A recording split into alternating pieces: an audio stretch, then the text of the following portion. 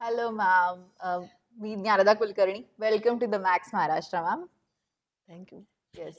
Ma'am, साधारणपणे आता आपण एक मार्केटमध्ये बघतोय की ज्या प्रकारे इन्व्हेस्टमेंट्स होत आहेत किंवा मार्केटमध्ये अप अँड डाऊन्स दिसत आहेत, राईट?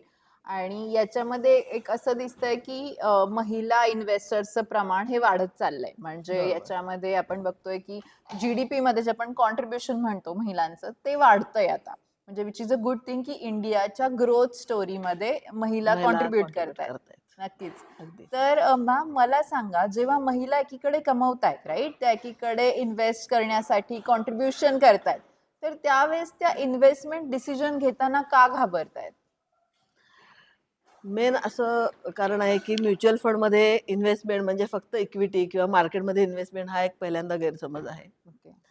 दुसरी गोष्ट अशी आहे की जरी महिला कमवत असल्या आणि त्यांचा सेव्हिंग रेट हा इतरांपेक्षा जास्ती जरी असला तर सुद्धा महिलांना इन्व्हेस्टमेंट करताना असं वाटतं की नाही घरच्यांना विचारून करू किंवा डिपेंडंट सयाजीराव आत्तापर्यंत जे आहे तेव्हा मिस्टरांनी सांगितले सह्या करा तिथे आणि झालं आपलं काम. आणि बरोबर. तेच आता थोडंसं चित्र बदलत चाललंय की जेणेकरून त्या स्वतः स्वतः डिपेंडंट व्हायचा प्रयत्न करतायत पण तेवढं सक्सेसफुली किंवा तेवढा रेट नाहीये जो आपण म्हणतोय की होतंय जीडीपी मध्ये कॉन्ट्रीब्युट इन्कमच्या दृष्टीने करतायत पण सेव्हिंगच्या दृष्टीने जो जीडीपीचा जो हे आहे रेट हं, हं, हं. तो मला वाटतं बऱ्यापैकी कमी आहे अजूनही कारण अच्छा.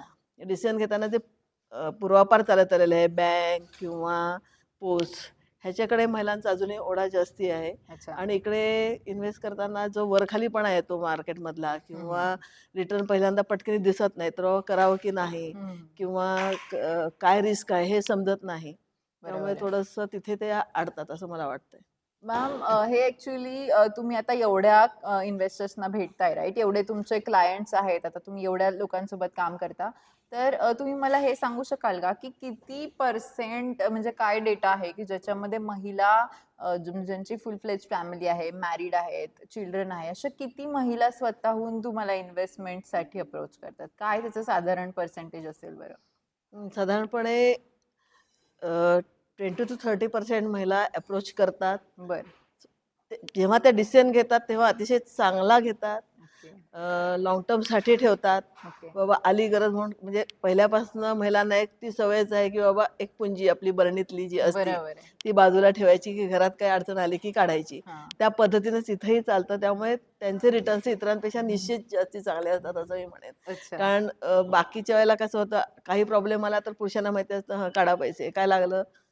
कारण ते घरी बरोबर. सांगत नाहीत, हो. की प्रॉब्लेम काय आहे. पण मग पैसे आहेत ना, इकडून काढू शकतो, चला निघून बरोबर जाऊ आहे. बाहेर. पण इथे मात्र महिलांच्या बाबतीत असं होतं, की ते स्टिक राहतात त्यांच्या डिसिजनला आणि त्या अच्छा. पद्धतीने जे इन्व्हेस्ट करतात त्यांचे रिटर्न लिटरली म्हणजे मी नमूद करेन, की ते भरपूर काही देऊन अच्छा, जातायत अच्छा, त्यांना. अच्छा. बरं, बरं, बरं. तुम्ही मॅम मला एक असा किस्सा सांगू शकाल का, की जिथे असं इंडिपेंडेंटली त्यांनी इन्व्हेस्टमेंटचा डिसिजन घेतला आणि रिटर्न्स चांगले निघाले किंवा काय म्हणजे कन्सिस्टंट रिटर्न्स किंवा कन्सिस्टंट इन्व्हेस्टमेंट पॅटर्न बेसिकली जो म्हणतो म्हणजे जर तुम्ही थोडासा हा भेद सांगितला, की पुरुष इन्व्हेस्टमेंट करतायत किंवा महिला इन्व्हेस्टमेंट करतायत. तर याच्यामध्ये तुम्हाला जो फरक दिसला, राइट?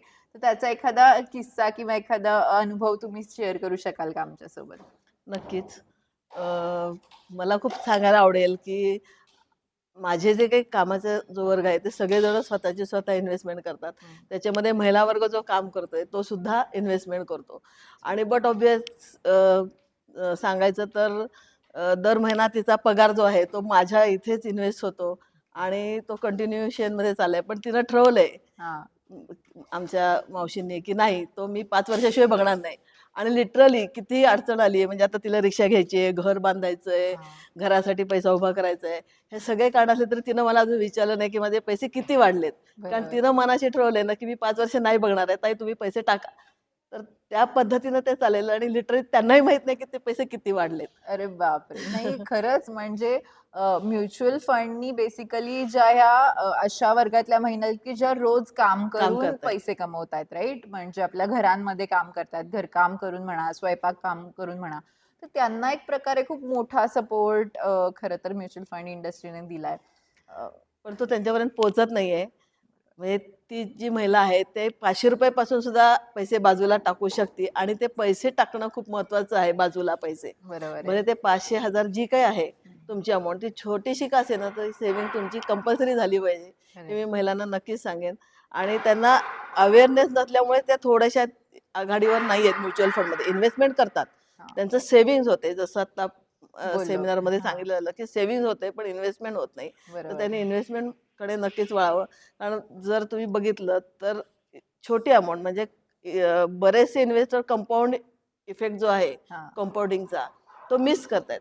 मी जर बघितलं तर आता साधी 2,000 नी इन्व्हेस्टमेंट केलेली जी जुनी आहे एक हम्म, 15-20 वर्षापूर्वीची तर त्याचं व्हॅल्युएशन आता 3-3.5 लाख माझं इन्व्हेस्टमेंटचं आहे. हम्म. पण आज इन्व्हेस्टमेंट अमाउंट 3.5 लाख रुपये असली तर त्याचं व्हॅल्युएशन आज 18 लाखापर्यंत गेलेलं आहे. अरे हो, बापरे. जरी मार्केट माझं पडलं तरी सुद्धा हम्म. मला त्याचा त्रास होणार नाही.